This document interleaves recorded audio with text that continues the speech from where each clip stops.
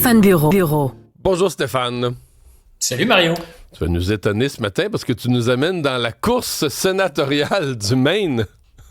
Oui, notre cour arrière, État adjacent du Canada, du Québec, qu'on connaît bien parce qu'on va y passer des vacances souvent l'été. Bel État de plage. Oui, bel État, plutôt rural. On se dit, les gens dans un État rural comme ça, près de la nature, ce sont des gens purs qui font pas de mauvaises choses.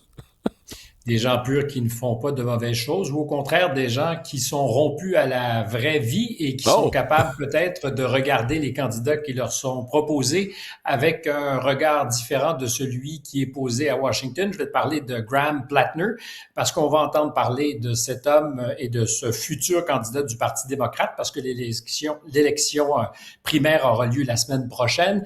Il est venu de nulle part, il est appuyé par Bernie Sanders, par Elizabeth Warren, donc c'est la frange populiste du parti. C'est un vétéran de plusieurs guerres. Il a été dans le corps des Marines. Il est ostréiculteur aujourd'hui, donc il va à la pêche aux huîtres. C'est quelqu'un qui se présente comme, je dirais, un leader populaire, sinon populiste, qui a beaucoup de casseroles à sa cheville, qui est surtout pas l'ami du parti. Le Parti démocrate aurait bien voulu que ce soit Janet Mills qui soit la candidate, 2 fois gouverneure de l'État du Maine. C'est elle qui avait été désignée par les grosses huiles du parti comme la candidate vedette qui allait affronter aux prochaines élections je dirais, déboulonnable Susan Collins, qui est qui est sénatrice depuis 1997, élue en 96, novembre 96, donc au pouvoir depuis très longtemps, républicaine, mais qu'on aime aujourd'hui un peu davantage dans la bien-pensance parce qu'il lui arrive d'être en désaccord avec Donald Trump.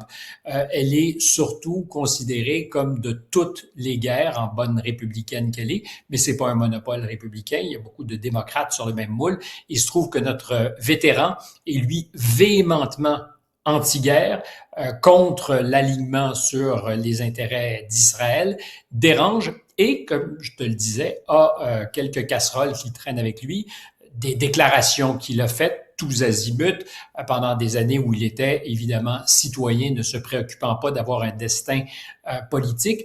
Parce qu'aujourd'hui, quand tu vois ce qu'est le politicien parfait, il peut ressembler au double de Barbie masculin, à Ken, lisse, pas de poils, à la rigueur même asexué. Tu passes ta vie à faire en sorte d'être... Pas de déclaration fâcheuse sur les réseaux sociaux. Tu t'arranges pour Jean-François, il t'a trouvé ça, là. Pour les gens qui nous regardent dans la télé, vous l'avez, le candidat. Il pourrait ressembler à Gavin Newsom, le gouverneur de la Californie qui aspire à être président des États-Unis et qui sera dans la course en 2028. Donc, pas un cheveu de travers, pas un cheveu qui retrousse.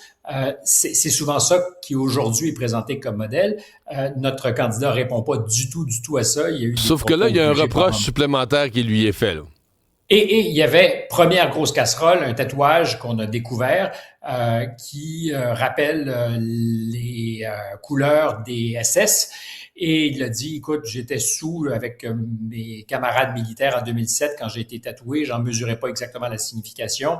Il en mesure aujourd'hui la signification parce qu'il a couvert le dit tatouage. Pour autant, parce qu'on pensait que c'était la fin de sa campagne, plusieurs de ceux qui étaient à ses côtés l'ont abandonné. Et on a dit c'est la fin de sa campagne. Que nenni. Ça a été au contraire un accélérateur. Les électeurs du Maine ont dit « Tu lâches pas mon grand. On veut un leader populaire comme toi, quelqu'un qui... » Alors, on peut pas dire qu'il vient du peuple parce que son père est un avocat qui a bien réussi, mais lui vit effectivement avec sa pension de vétéran et dit avoir acheté sa toute petite maison avec de l'argent que lui a prêté à intérêt son père.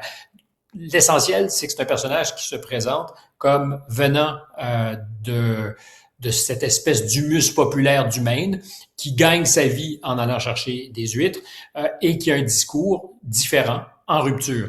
Dernier scandale en date, c'est qu'on apprend qu'il aurait fait du sexting quelques semaines, mois après qu'il se soit marié en 2023.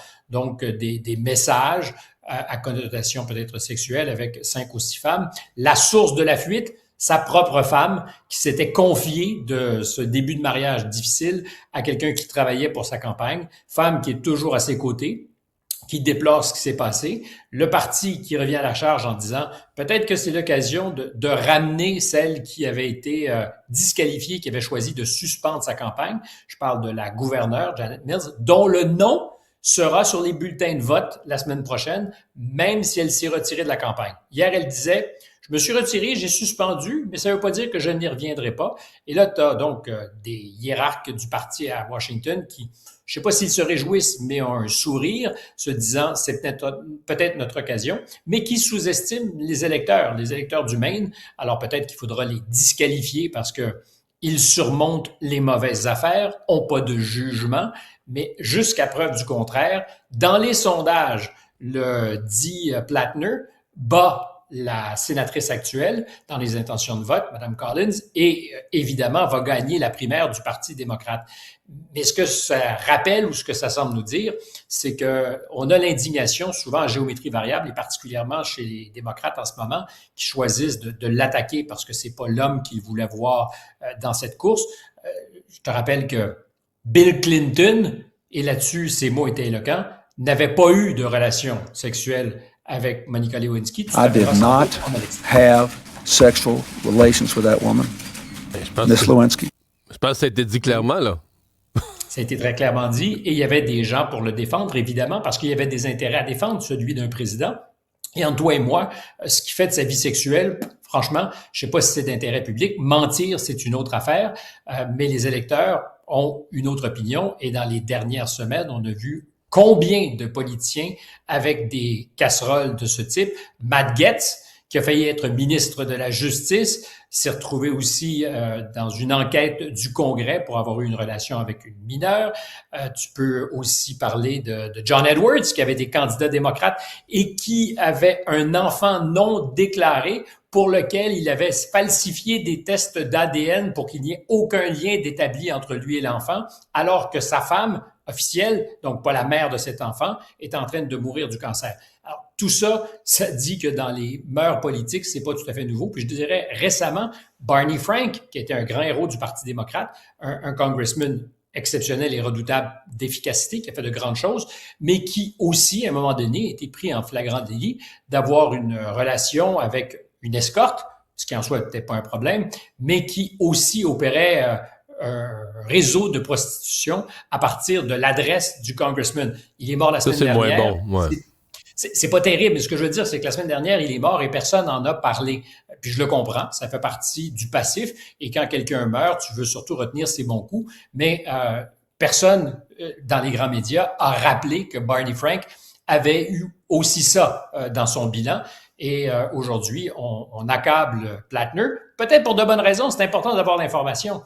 Mais ce qui, moi, surtout retient mon attention, c'est que les électeurs disent « On s'en fout de ce que vous pensiez en haut lieu. Nous, on pense qu'on a notre candidat qui nous représente, qui nous ressemble, qui parle notre langue et qui est plein d'aspérité. Il n'est pas lisse.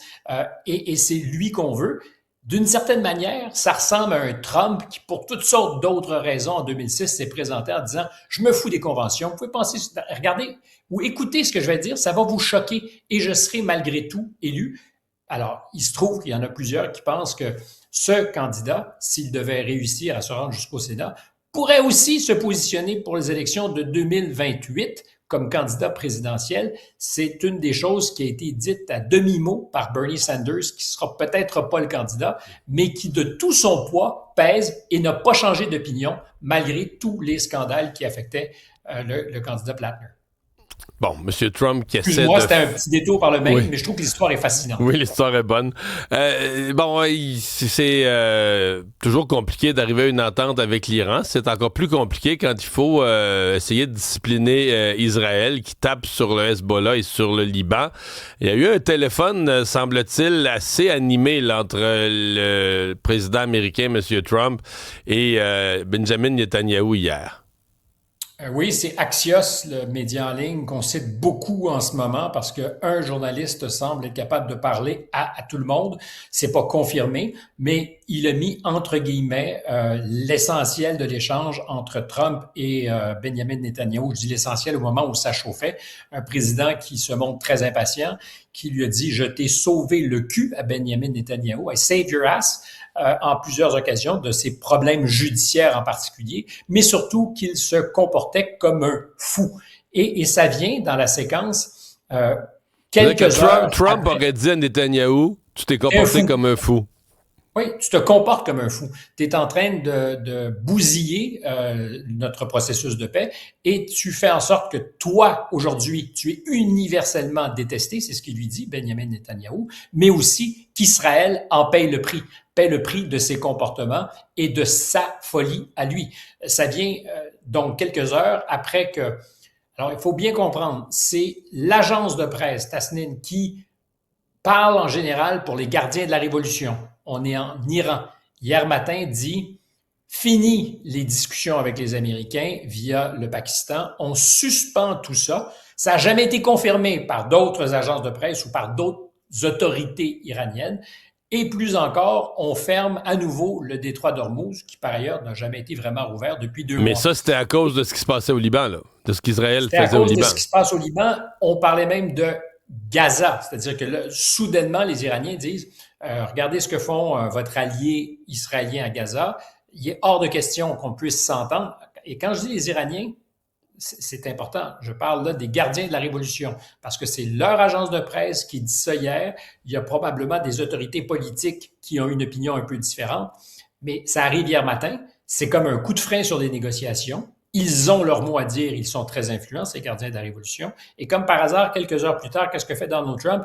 Il appelle Benjamin Netanyahou pour lui dire tu te calmes le pompon, il faut vraiment mettre la pédale douce, parce qu'il sait que c'est une variable qu'il ne contrôle pas, c'est-à-dire l'action militaire d'Israël au Liban.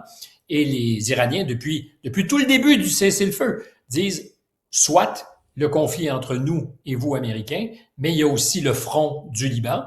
Et là, de plus en plus, on parle aussi de Gaza. Et c'est dans ces circonstances qu'il appelle Netanyahou, comme il l'avait fait il y a quelques mois en disant, parce que Netanyahou disait, le cessez-le-feu, ça ne me regarde pas. Sur l'Iran, on arrête de taper, mais on continue au sud Liban. Et les Iraniens avaient... Trump était sorti en disant, ça prend un cessez-le-feu. Il y en a un qui n'en est pas un, puisque depuis des semaines, les Israéliens ont des opérations militaires et le Hezbollah continue à taper sur Israël. Hier, il l'appelle. Pourquoi? Parce que visiblement, il sait, le président américain, qu'il n'y aura pas de succès à la table de négociation s'il n'arrive pas à brider son allié, qu'il traite aujourd'hui, littéralement, de fou-braque. Et c'est Axios qui nous l'apprend. Ouais, pas dans son dos quand même, il dit en pleine face au téléphone. En pleine face, ce que sait faire Trump, mais ça dit quelque chose aussi de ce que la parole du président ne pèse peut-être plus très, très lourd. Et les Israéliens disent, nos intérêts ne sont pas les vôtres. Oui, on va vous écouter, mais si on a à agir, on va continuer à agir. Merci Stéphane.